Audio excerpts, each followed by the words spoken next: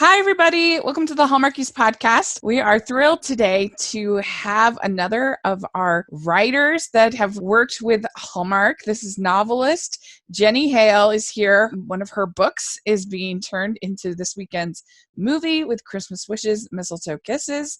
And I'm Rachel, and thank you so much, Jenny, for coming on the podcast. Thank you for having me. Yeah. So what we like to do when we have guests on the podcast is give you a chance to introduce yourself and tell us what inspired you to become a writer. I'm Jenny Hale. I'm a romantic fiction author. And gosh, what inspired me? I think I didn't really realize that I wanted to write full time until adulthood. And I was just a voracious reader. And as I was reading, I think I had two authors I was reading at that time, both British authors, Jill Mansell and Harriet Evans. I was reading their books, sort of just devouring them one after another. And I sat on the couch beside my husband one night and I thought, I could write one of these. And he knows that I'm just creative enough that he was like, well, go ahead and do it then. So I wrote one. I wrote a book, and it was terrible. It was horrible. It has never seen the light of day. But when I went back to reading, I started to sort of notice some things that the authors were doing and had some aha moments like, oh, I see how they did that. You know, that was really hard to write, but I see how they did that. And then I figured out where my weaknesses were, went back, read a whole bunch of books on writing on my specific weaknesses, and wrote a second book, and that book was Coming Home for Christmas. Oh, really? So did you read a lot of romantic fiction or a wide variety? Or Yeah, I mean, I read a little bit of everything, and I still do, but romantic fiction is sort of where I tend to fall. If I were to take all my books and make piles, romantic fiction would be enormous compared to the others. Right. What has been your appeal to romantic fiction? What do you like about it? I think I just love the happy ending idea. I'm one of those people that I cannot watch stressful or scary movies on TV because when I do, I just get so anxious for those people that I can't let it go. And so the thing about a happy ending is just you sort of, by the time you're done, you have that big hard eyes and sigh, and you think, oh, that was just so great. You know, life is so great. You know? And so that's sort of what draws me to it because, you know, so many times you get frustrated and tense and busy, and it's just a really nice release for me to be able to read a book that sort of takes me to my happy place. Yeah. I mean, I think it is definitely, the escapism is really relaxing for sure. Yeah. I agree with you. Was it challenging to sort of make that transition from a reader versus to a writer, as far as kind of putting them together and thinking about that?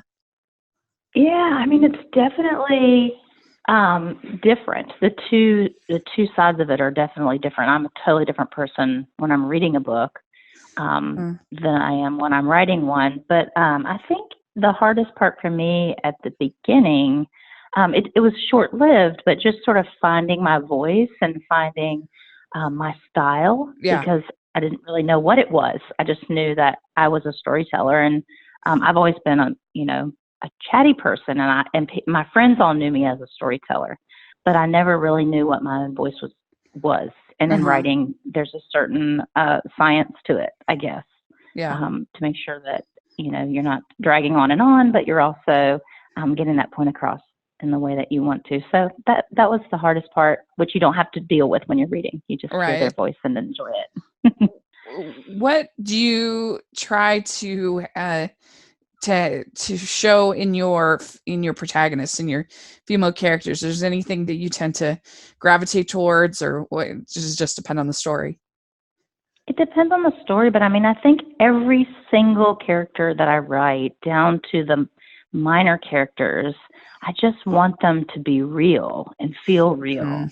And so it's, you know, I know that my genre tends to be a lighter read, but when you're writing it, it's actually a very delicate dance to make that complete magic seem real when you're reading it, because you have to sort of write these characters in a way that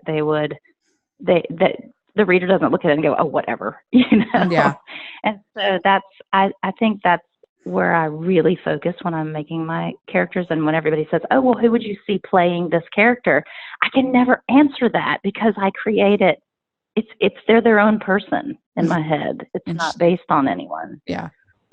That's really interesting. I think like some people say, oh, these books are sort of fluffy books, but I think if you don't Hmm. like take them serious enough to a certain extent, then they're not going to be as satisfying escapism because you need that character to feel real in order for the happy ending to be that satisfying happy ending that you want. Yeah, I agree with you. I mean, I think people who love these books, they know what they're getting into when they buy them. They're Yeah. buying into the happy ending of it and the ride that it takes to get there. And I think that's sort of the mindset that you have to have when you read them. And people, who love that sort of thing completely fall into it Yeah. and immerse themselves into it. And those are the readers that are the ones that stick around, that always, want to hear what you've got coming next. Yeah, but even those readers, they have to have a character they connect with. Otherwise, you're just gonna. Because I mean, I love romantic fiction and I love romantic comedies, obviously, because I have this podcast. But I don't like all of them, that's for sure. And the ones that don't work for me are the ones that the characters feel kind of overly manipulative or just kind Hmm. of shrill.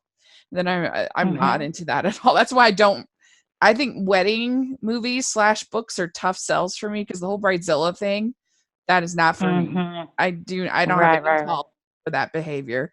And it's just like and I don't know, other people might find that funny, that kind of thing. That's not for me. And Well, I so think you're right in that you have to identify with one of the characters, yeah. and I think too that's one of the reasons that I really love having multi-generational stories, because I really think that there are elements to each generation that we can latch on to. Yeah. There's that wisdom that we get as we grow older that we totally understand when we hear that grandparent talking to that person. But there's Yeah. also that naivety, or that, just trying to figure out your life aspect that we've been through as well. So I really love writing multi-generational stories, and all Yeah. of my stories have, um, I mean, I can't think of one that doesn't have a grandparent and also a child Yeah. in them. Yeah. So for coming home for Christmas, what was the process kind of like of actually getting that first book published? How were you able to kind of make that happen? I mean, I was a classroom elementary school teacher for 18 years, and this was a hobby at best. I mean, Yeah. I had only written that one book that was a disaster that I chucked, and then I wrote Coming Home for Christmas. And I've watched enough American Idol to know that there are people with dreams that clearly will not recognize those dreams, and they think they're great. Yeah. They think they're great. Right. So I was teaching full time. I had written this book, and I had no idea if it was any good. No Yeah. idea. And, I never let any of my friends read it because they're all going to tell you it's nice and shake their head. Right. Yeah. And so I just held on to it, and I started submitting to different publishers. And I submitted for about 2 years before I made a slight tweak, and it was only based on my own anxiety. And then that's when I got my deal. But what I did was I'd been submitting for 2 years, and I had joined a writing group in my city where I lived at the time, in Richmond, Virginia. And someone told me that if you're getting feedback from the publishers, then you've got something. Keep going. And I was getting feedback. And so I started to hyperanalyze, because I always do that when I don't understand why something's not happening. And it Yeah. had been 2 years of submissions, and 10 at a time. And when I'd get a rejection, I'd send out another one. And finally I thought, well, when I started this whole process, I was reading British fiction. Both of those ladies, Jill Mansell and Harriet Evans, were British. And I thought, well, maybe I don't know what I'm writing or how I'm writing it. Maybe it's something that would be better received in the UK. So I found my current publisher, Bookouture, that way, by submitting to see if I could get some feedback. And darn if he didn't come back with a 2-book deal. And I That's thought, oh my gosh. amazing. So there it goes. And I had no idea. And I'm still with them today. That's amazing. So had you gotten an agent at that point, or was it after, or how I how was submitting simultaneously to agents and publishers. And at the time, Book Couture did not require an agent. I don't know nice. now. I mean, it's been years and years. But so I still am operating unagented, Yeah. That's amazing. just through my publisher. Good for you. That's great. That must have been so exciting. Did you totally have a that thing you do moment where you're like, ah, I put Yeah, it. I mean, I just sat there and stared at it for a while because my first thought was, what? Because I wasn't sure. You Yeah. get no for so long that you're like Yeah. blinking at it, staring at it. Like, is this real? What is this? And You're like, so I is had it, that moment where I'm yeah. like, okay, I'm not going crazy. And then I freaked out and I got really Yeah. excited. And again, I didn't really even understand publishing. I mean, I was a school teacher. I didn't Yeah. do this for a living. And so I didn't really even understand what I was looking toward in terms of edits and learning how to write and writing the next book and all the good stuff that comes along with being a full-time author. And it Yeah. sort of just fell upon me and I was just swimming in it while I was still Yeah. teaching. So That's so I great. didn't have any idea. I just was like, Yeah. oh, yay. Oh, good. It's going to have a cover on it.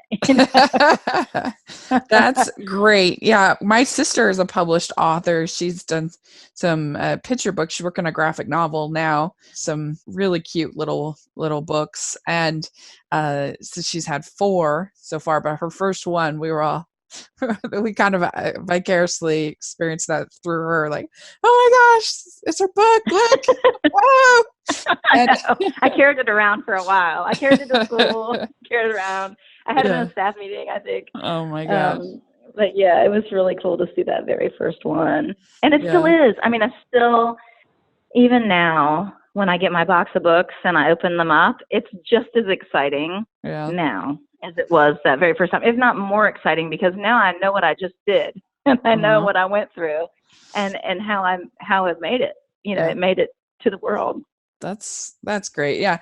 When the closest thing I've ever personally had anything like that was because I have been writing reviews for years and years, and also I have a YouTube channel over on my other channel, and all of a sudden I got an email in January from this person who said they were from Rotten Tomatoes and they wanted to add me as a critic, and I thought at first it was a joke.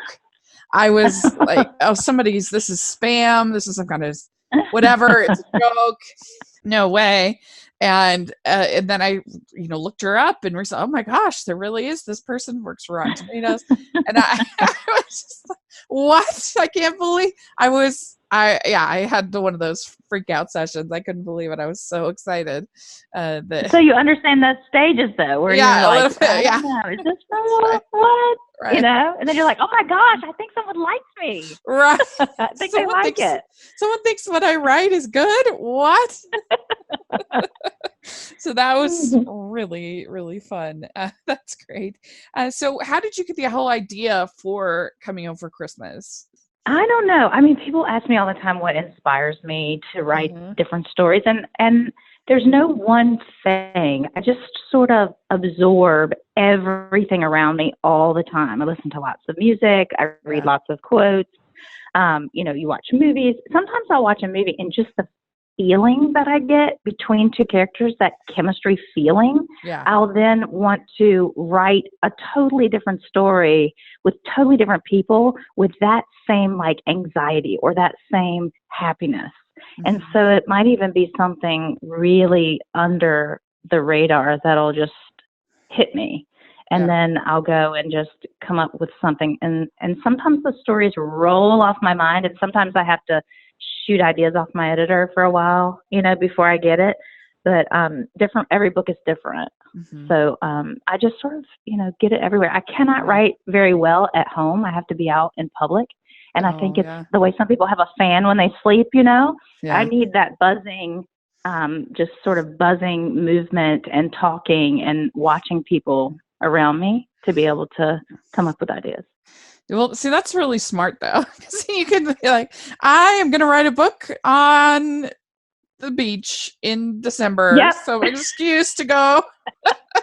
Expense trip. That's right. Well, I tell my husband all the time, I'm like, I have to have coffee at the coffee shop. I have to that's every day. I have to go to the coffee shop.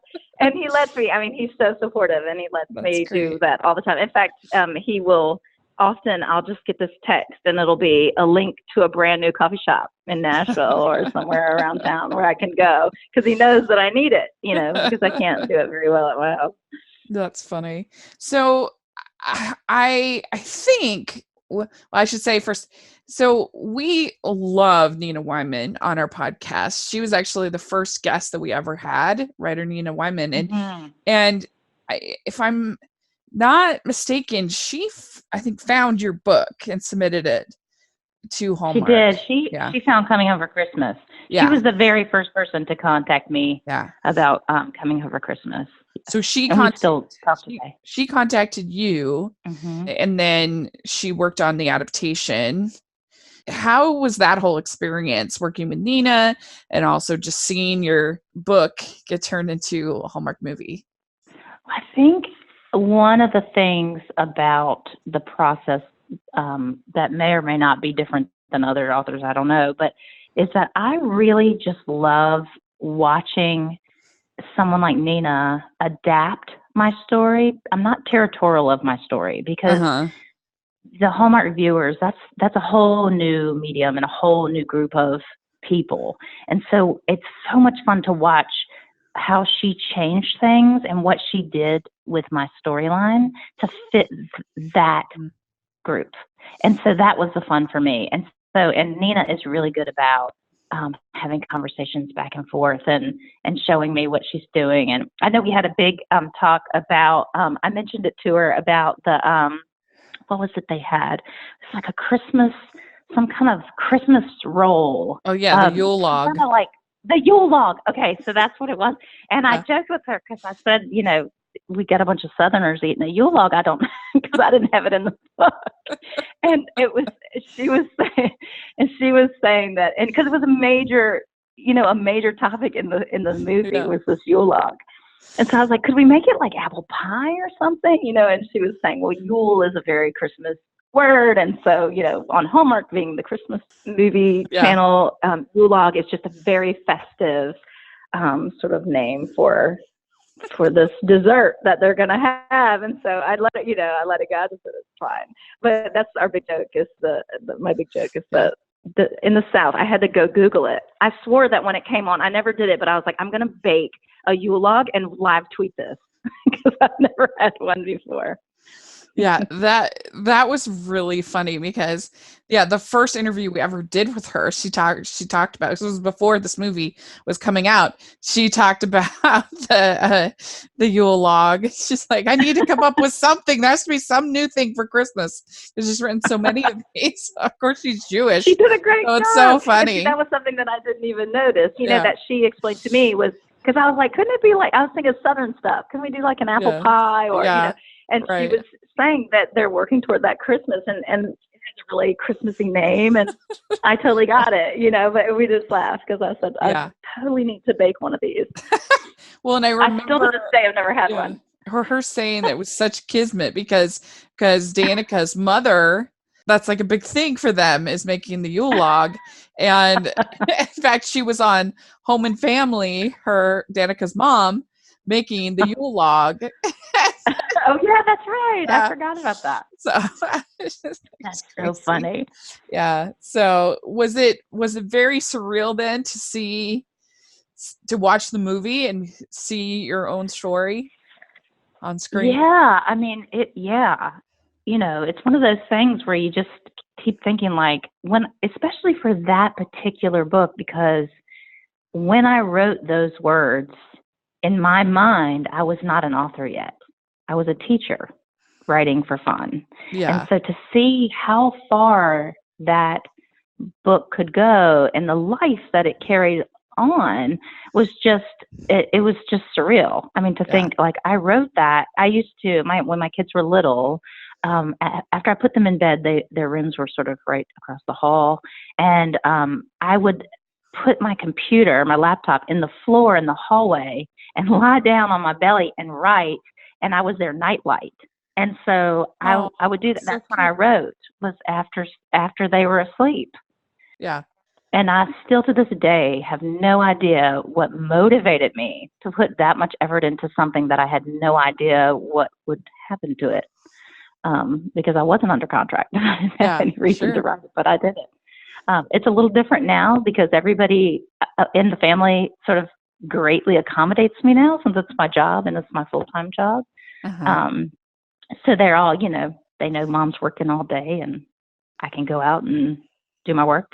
But back then, I taught a full day of school.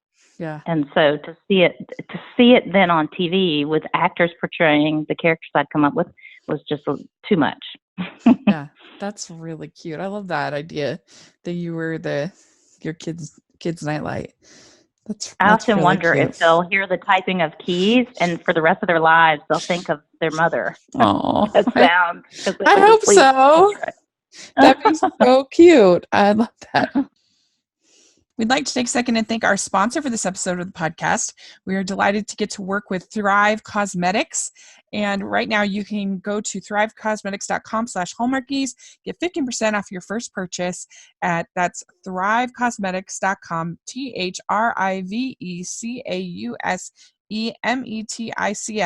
THRIVECAUSEMETICS.com/hallmarkies, and you can get 15% off. They have been a very impressive company to work with. You can get your product auto replenished, or you can just order. They are all natural, free of parabens and sulfates.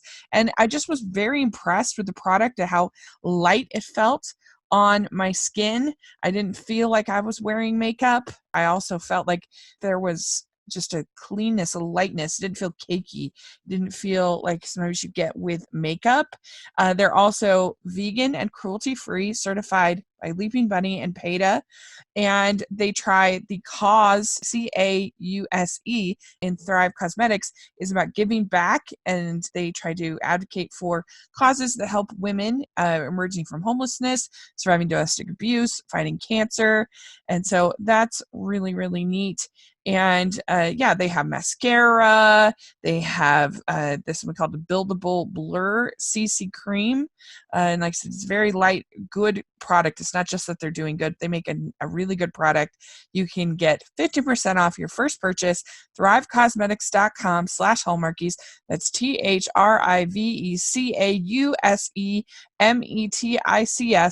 THRIVECAUSEMETICS.com/hallmarkies. Enter code hallmarkies to get 15% off.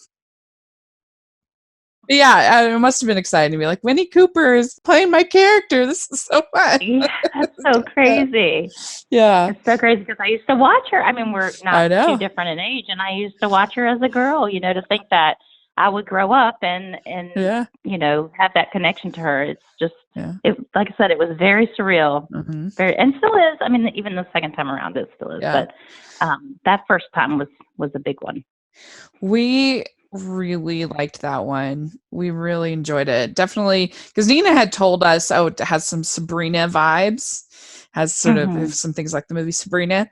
And I can agree. I think it did definitely have those vibes. Oh, definitely. I mean, our only major gripe with this was that we didn't like her dress, her blue dress. It was not our That's favorite. funny. But other than that, if that's the only flaw, it's pretty darn good. I would say that one. That's good. I'd heard that about the Sabrina, and it's funny because I really love that movie. Yeah. And so maybe subconsciously, years later, it manifested itself Yeah. in my, creative brain. But I never considered it while I was writing it. But Yeah. after I wrote it and someone mentioned it, I thought it does. That's Yeah. funny. Yeah. That is interesting how, I mean, it's such a classic story. So it's probably makes sense that you wouldn't have thought of it, but those elements kind of just naturally sort of come. But I did notice that in your books you have, it seems like about half of them are about Christmas, half of them are about on the beach. And so I was wondering what the sort of the story is of that. I mean, everybody loves Christmas, so maybe that's obvious, but what sort of draws you to either side of those, either Christmas or the beach? Well, it's funny how it ended up because when When I wrote Coming Home for Christmas, I titled it Flipped for You because in the book, she flips a coin. Allie flips a coin to determine Yeah. what she does. And so it was called Flipped for You. And the Christmas element of it was pretty small. It just happened over Christmas. There wasn't a whole lot of hoopla, but the Christmas party was pretty big and that kind of thing. And then once the book was contracted, it was my publisher's sort of foresight to say, this needs to be Christmas. Like, let's put some more Christmas in this. Yeah. Let's give it a Christmas title. Let's market this as a Christmas story. And then the natural progression is I really hustle and I write 2 books every year. So naturally, when you take about 6 months to write a book and it comes out at Christmas, in 6 more months, you're going to have summer.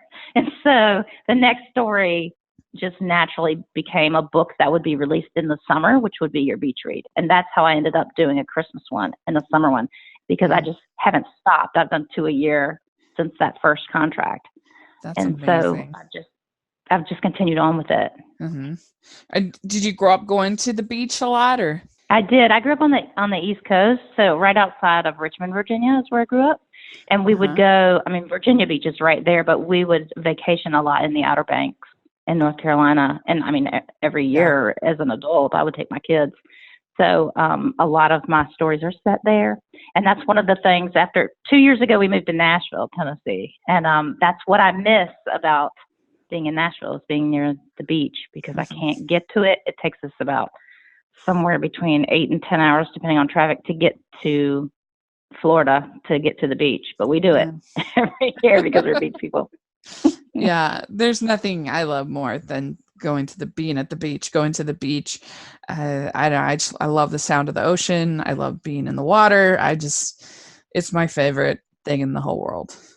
Like mine too. It really just can suck all the stress right out of you. Yeah, the beach, and then step down, I would say for me, Disney World / Disneyland, and then pretty much any other vacation I can do without.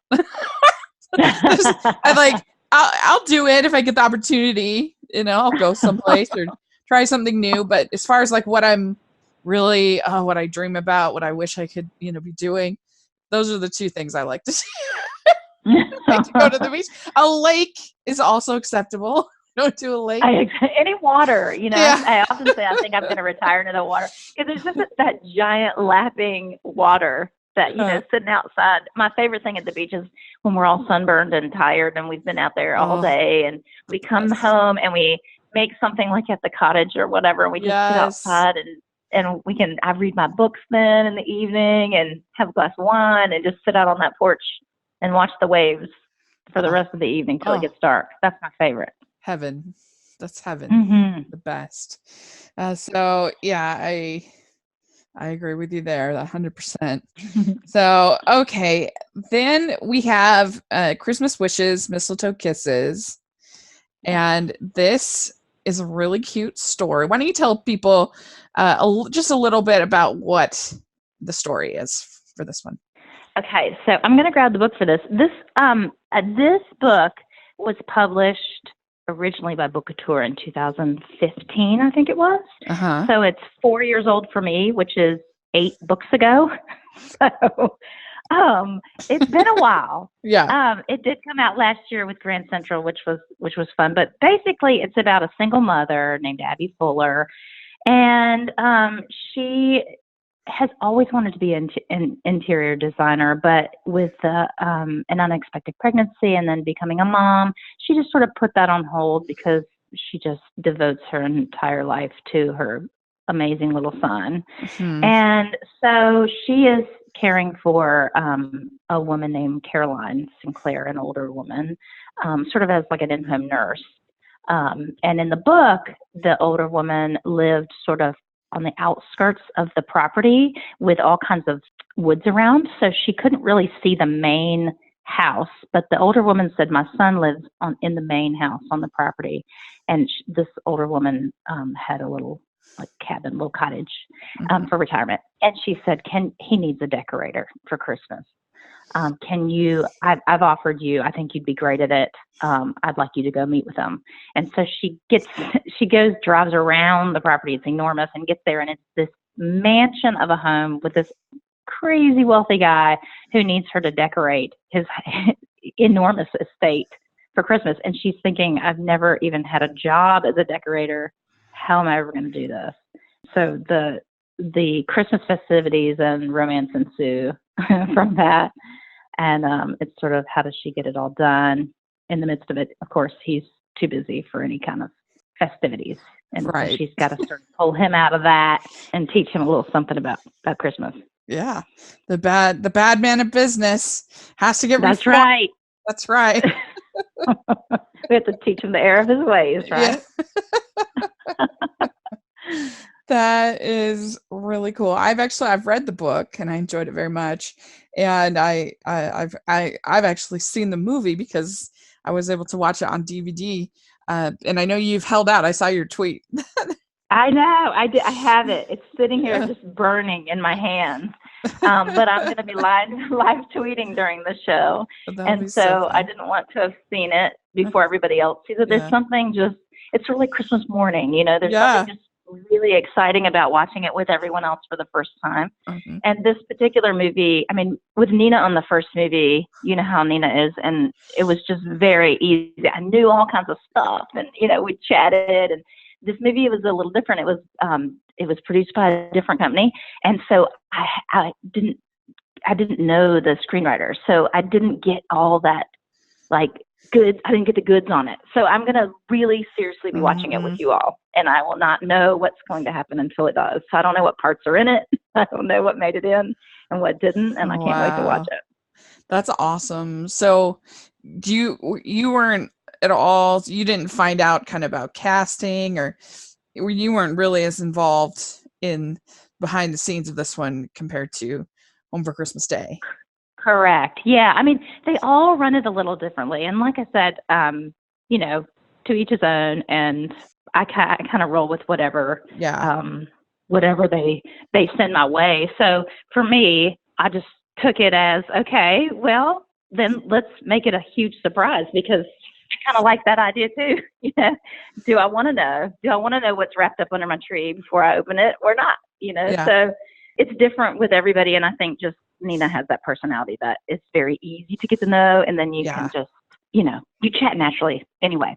And this was I think an entirely different group of people. So they just operate differently, but every movie's different, and I can't wait to see it.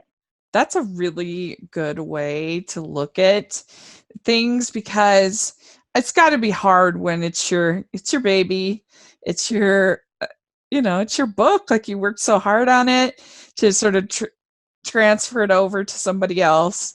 It's got to be a little bit difficult, but I admire that in authors when they say, okay, I'm going to let you do your job now. Well, yeah, I mean, they're the experts in that field, right? And it's Hallmark, which is they are a beast at romantic Christmas movies. I have no worries at all that it's not going to be amazing. And so for me, the trust is already there, and I trust anyone at Hallmark would, have produced movies. It's got to be great. So I'm just excited to see it. Well, and Jill, easy to let them have that then. Yeah. Well, and Jill Wagner's so great. Yes. She's always good in her roles, and it was kind of fun to welcome Matthew Davis into the Hallmark family. From this is his redemption from being Warner on Legally Blonde. In the rom-com world, he can hopefully stop being a villain. That's right. And so that's really fun. And the little boy they got is Hallmark always does a great job with casting children, and this kid, he is really cute. They did a great job. I can't wait. Yeah. So I think you're gonna I think you're going to enjoy it. And one thing I wondered, because when I first saw, I'll be honest, when I first saw the clip this summer of it, I was like, Mhm. oh, I don't know, because this is before I'd read the book, because I'm not a huge fan of the party planning I movies gotcha. slash stories, because it can just be kind of boring. Like if I can't attend said party, like too much time with the minutia of planning the party just is not interesting to me. And that was one thing I wondered about in this book, like how, and really also in Coming Home for Christmas Day, like how, or Coming Home for Christmas, how are you able to kind of avoid that like expositionary mind that, that you Right. I really mean, I get the think story going? it comes down to the characters Yeah. and writing those characters so that that is just a detail in their lives. Yeah. And when you're going through it with them, it's not about hanging curtains and putting bows up as much as it's about like the major turmoil going through their head while they're putting that bow up. Yeah. So I think that's sort of how I do it, because I think they're, as you're writing characters, and characters naturally will fall into a specific job. You need, he didn't have anything, you need a decorator. That would be a perfect fit for a character, and let's bring her in and have her be a decorator. And I really love to decorate, so that's why I Uh-huh. tend to lean toward that. Um, but I think it should just be an element of it and Yeah. not the focus. And when it becomes the focus is when it's too boring to read, Yeah. Agreed. in my mind. Yeah. No, that's the right attitude to have, because it's fine as a mechanism for getting them together, but if it's the Hmm. whole plot, whoo, not my favorite. Uh, and so you were saying that you have two books in different formats that are newly released. Is that correct? I do. The way that that my particular publishing works is my primary publisher is based in London, and that publisher is Book Latour. They're under Hachette. And they publish my books first. My editor's there. Everyone I work with is there. And so my books come out and they are published in worldwide ebook. And then later, Grand Central, Forever Grand Central, which is also under Hachette, will release them in mass paperback, um, select titles in mass Uh-huh. paperback, and they'll be in the U.S. stores. So I have two books that are out because currently at Barnes and Noble, Walmart, a couple other places, you will find it started with Christmas, which has been out on ebook for a year, but it's just now hitting stores here in the US. So it started with Christmas, is in paperback, mass market, in stores in the US. But then I also have Christmas at Silver Falls, which is literally hot off the press, just came off my keyboard, and that is on ebook currently. Okay. Worldwide, and you can get it through Amazon and all the other ebook Great. retailers. Well, I'm looking forward to reading both of those books because I've really enjoyed the two that I have read.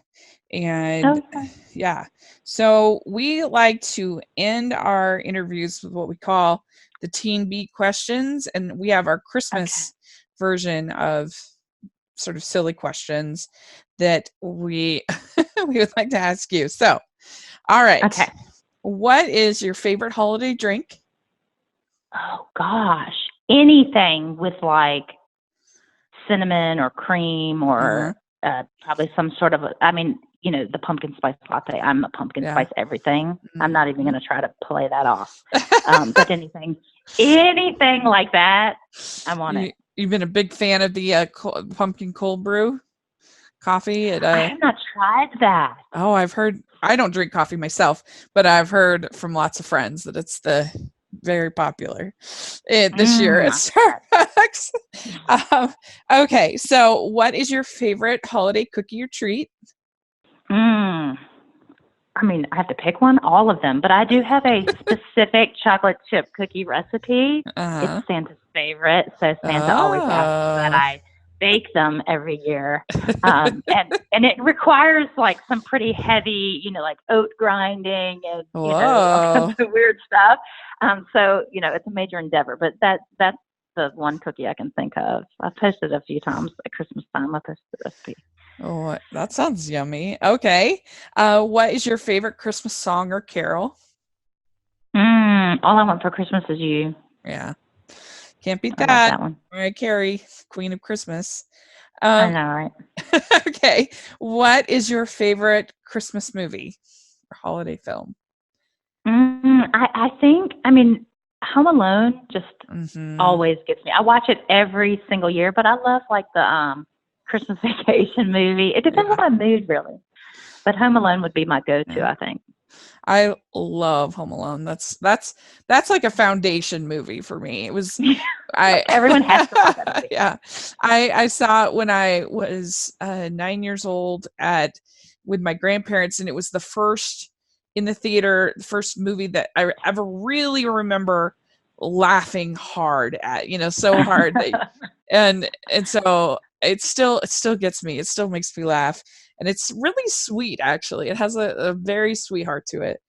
Yeah, I So agree with you. it's a good choice. Okay, what is a favorite holiday tradition that you love to do?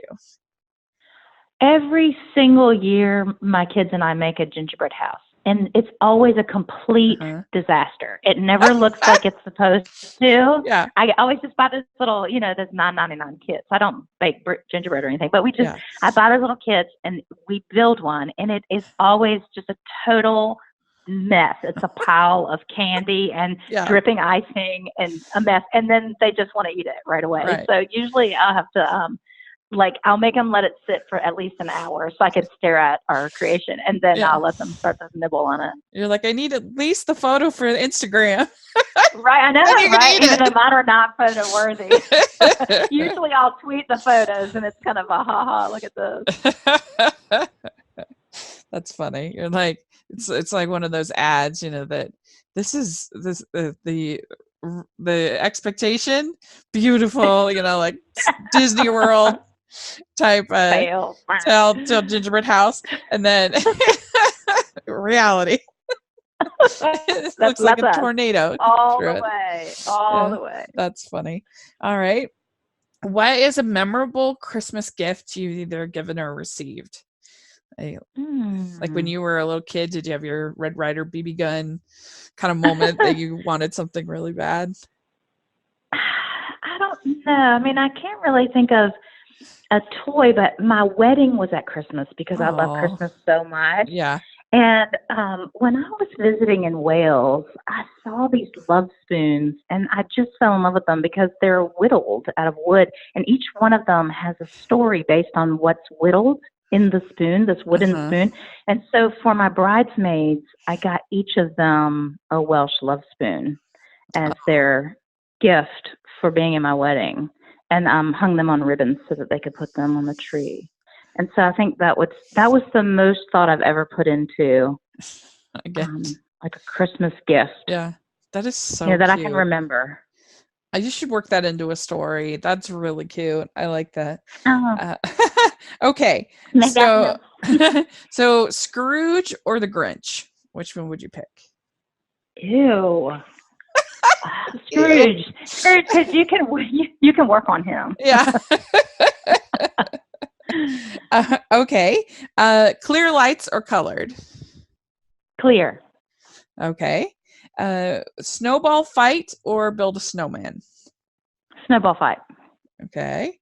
All right, would you say you are a good gift wrapper or not? Yeah, I'm like a psycho origami gift wrapper. Like all my friends know, like it's gonna be perfect. Like the little points like line up with the paper and everything. I'll spend hours on it. That's no OCD or issues. Yeah, no, that's good. Okay, last question. Do you have an ugly Christmas sweater? I don't, but that's not saying I wouldn't wear one. I just don't have one. Yeah. Well, you should get one. You should definitely get one. Well, very good. Well, thank you so much for coming on the podcast. It was really fun to get to talk with you. We'll have links for your books in the description section. But if people want to follow you on social media, all that fun stuff, how can they do that? I'm J Hale Author on Twitter. I think I'm Jenny Hale Author on Facebook. But if they need to find me, if you go to www.jennyhale.com, you can find all the links to all my socials.